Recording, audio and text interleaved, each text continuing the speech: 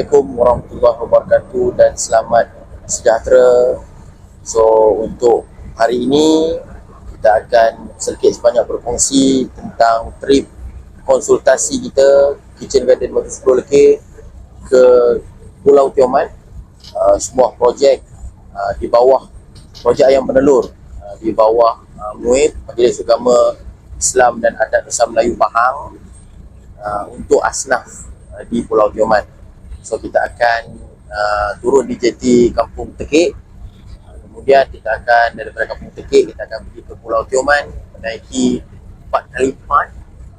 InsyaAllah kita tengok apakah keadaan projek di sana, apa yang boleh Kitchen Garden bantu sikit sebanyak untuk sama-sama kita tingkatkan dan juga memberi ibrah kepada golongan asnaf ini supaya mereka boleh terus berjaya dalam melaksanakan projek Ayam Penelur Teknik Rumahan, InsyaAllah.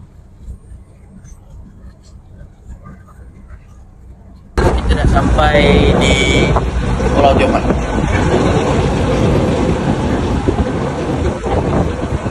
On the way, kita akan pergi ke Kampung Juara pukul 1 suku ikut pegawai MUIP.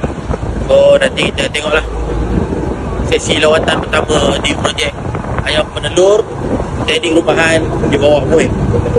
Datang. Email dia. Buka email kau. Boleh isi kawan tu.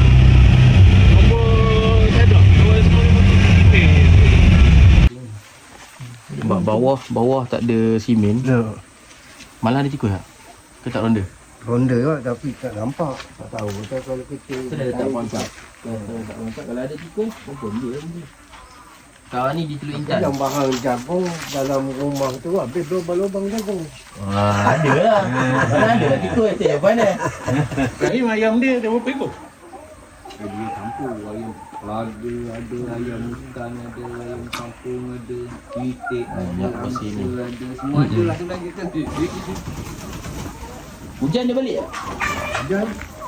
Cakap ni Tak ada hujan lagi. oh tak ada hujan ni. Tapi kalau petang dia masuk lah.